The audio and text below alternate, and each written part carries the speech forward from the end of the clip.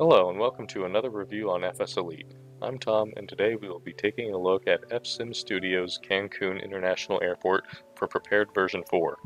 This airport is available on SimMarket for €19.99 or $23-26 US. With the purchase you get a changelog file and the installer.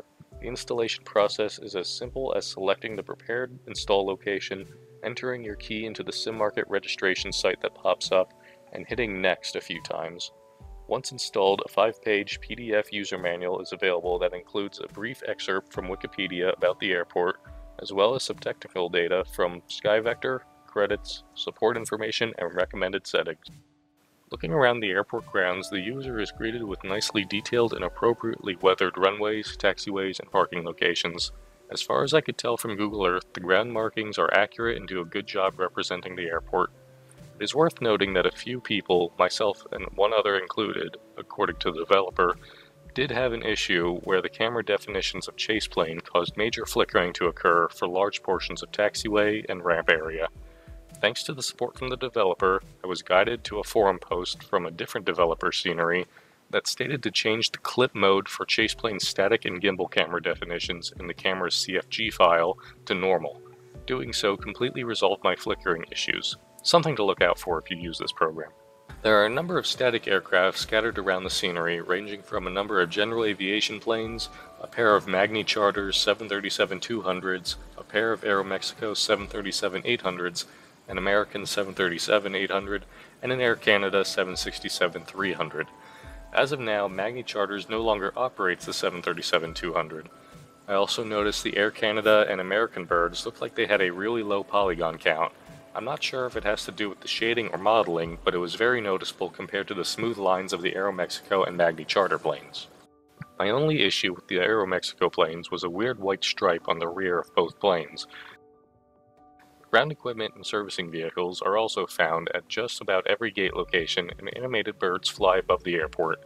Ultimate Traffic Live appeared to play nicely with the airport, apart from the elevated bridge connecting the main terminal area to runway 30 right, 12 left, which they just taxied through. This, however, has been an issue with the Flight Simulator engine for years and is not a fault of the developer.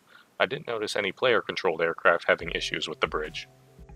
The area surrounding the airport and out to the hotels is covered with custom ground textures, and all of the hotels have custom models, making approaches and low-level flight along the coast very scenic. There is also a nice abundance of trees within and immediately surrounding the airport itself. Blending with Orbx Global is, for the most part, well done. The airport buildings appear to be very faithful representation of the airport based on what I can tell from images and descriptions from friends who have visited. The taxiway lights also had a higher level of detail than I was expecting. All terminals have a modeled interior and sewed jetways where applicable. I did have a slight issue with the jetways at 2 of the gates at Terminal 4. Gates 58 and 59 require the plane to be slightly off from a perfect parking job in order to properly rotate into position without intersecting the aircraft. I tested all of the other jetways and noticed no issues.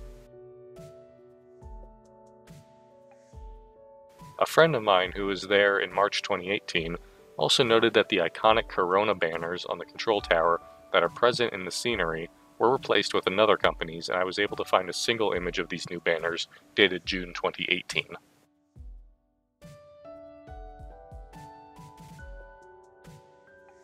The various service buildings scattered around the airport grounds are also very faithful to the real thing. I even compared some street views to Google Maps Street View and was surprised how close the scenery objects were to reality. The parking lots are also filled with vehicles to really show how popular of a location this is, including appropriately colored taxicabs in their designated lots. I do feel as though the airport would have greatly benefited from some animated vehicles on the airside portions, though. At the time of review, they are static and detract from what should be a busy or lively location. As far as the texturing goes, most are very high quality and pleasant to look at. I did notice that on Terminal 3, the brick columns had a lower resolution compared to the brickwork at the top. Not anything game-breaking or incredibly jarring, but noticeable nonetheless. Night lighting around the airport is well done and atmospheric, giving the airport an inviting glow. I do think that the hotel area could use a bit more lighting up, since that's where most of the party crowd is catered to, but still looks good nonetheless. For the price, FSimStudios Cancun is an excellent value. While it doesn't do anything particularly game-changing or innovative, the airport and surrounding area are well crafted and give a good impression as to what the real-world airport looks like, without being taxing on your computer or breaking the bank. At the time of review, there was no options menu included with the airport, though the developer says it is in the works. With the core group of flights operating within North America, with some European flights, Cancun offers a great holiday destination to bring your 737, A320, or even 777 and 787 to. With that said, I'm comfortable giving FSimStudios Cancun International a score of 7.5.